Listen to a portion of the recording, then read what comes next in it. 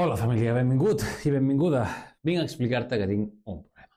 La majoria dels meus alumnes, per no dir quasi tots, sobretot al principi, quan intento ensenyar el sistema Cage o les tríades, el 98% d'ells em pregunten «però això per què serveix?» I resulta que és una pregunta amb tota la lògica del món.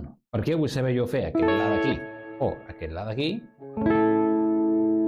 I quan toqui fer-lo a l'hora de la veritat en una cançó, per aquest o com a molt, aquest, o almenys això és el que em trobaré de forma natural.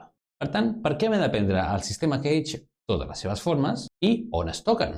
Doncs he fet aquest vídeo per respondre a aquesta pregunta. Així que siguis alumne meu o no, o siguis membre de la brúixola musical o no, aquí va la resposta.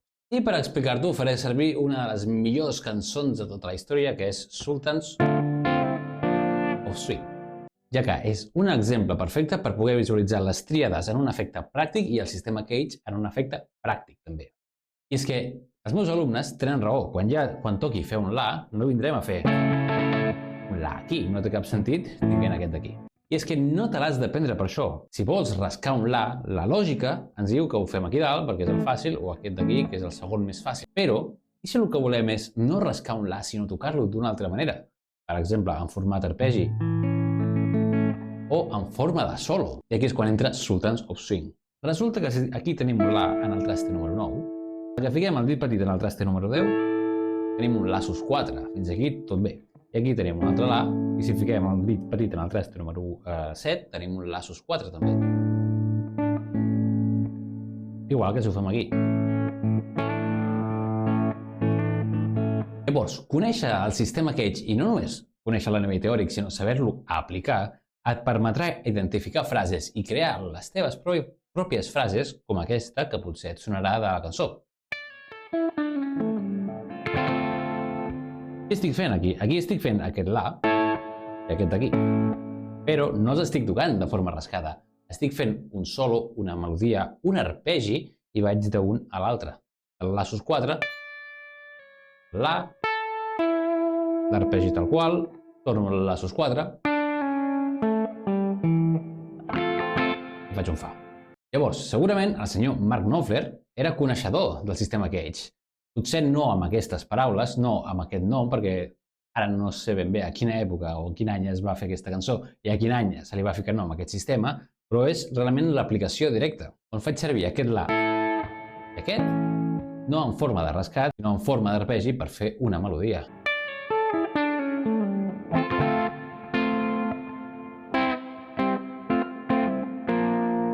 I és que d'això està ple el riff principal. També. Inclús el solo. Ara t'ensenyaré que ens trobarem tant un do major com un la menor, que podràs identificar perfectament amb una de les figures que sortirà aquí al costat, i veuràs que la seva aplicació està molt lluny de ser simplement rascar un acord, que també està molt bé. Però bueno, el primer solo com comença? Fins aquí no tinc res a dir-te. Però aquí... Què passa aquí? Aquí, a la corda superior estic fent un la. Per tant, això ja t'aviso, és un la de tota la vida amb estat fonamental. Simplement és un la menor, el seu arpegi, o la seva forma Cage aquí, i és amb la forma del do.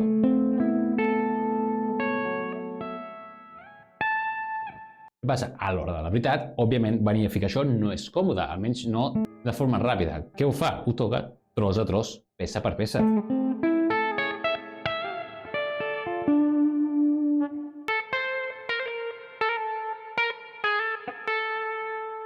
Fins aquí tot bé.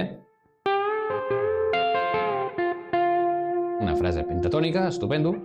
I aquí... Epa, estic fent un trianglet. Igual que feia aquí en el la. Igual que si fes un re de tota la vida. Això és un do amb la forma del re. Passo pel do sus 4, aquí tinc la seva quarta. Arribo al do.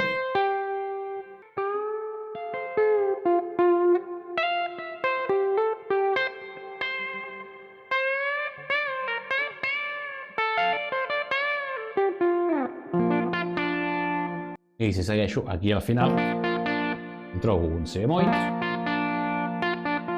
si aquest fa en el cor de dos o no, és un si bemoll.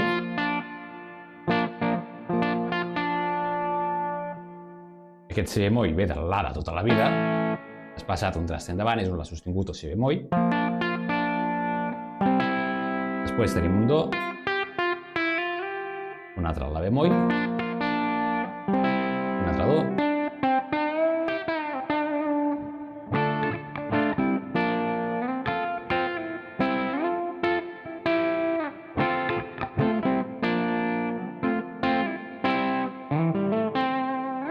Aquest argument és exactament aplicable per les tríades de les cordes que siguin, les obertes, les tancades, el bloc 1 del bloc 3, és igual, el fonament és el mateix.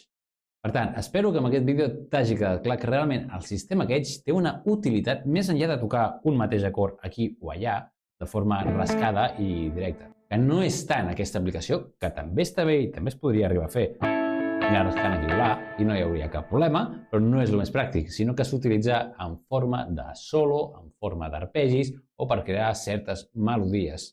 O simplement saber situar bé ràpid a la guitarra què tocar quan estàs fent el teu guitarrista acompanyant, quan està fent un la, què improvisa per sobre i quines notes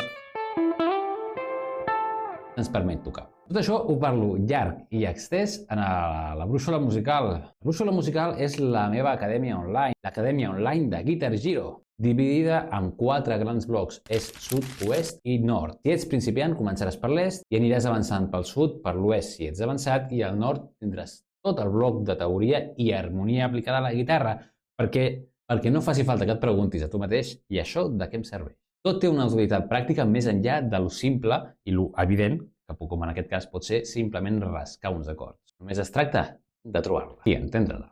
Així que si vols aprofundir una mica més en aquest tema, et convido a entrar a la Brúixola Musical i et deixo aquí baix un codi de descompte del 15% perquè estic tan segur que t'encantarà que t'hi quedaràs. Segur!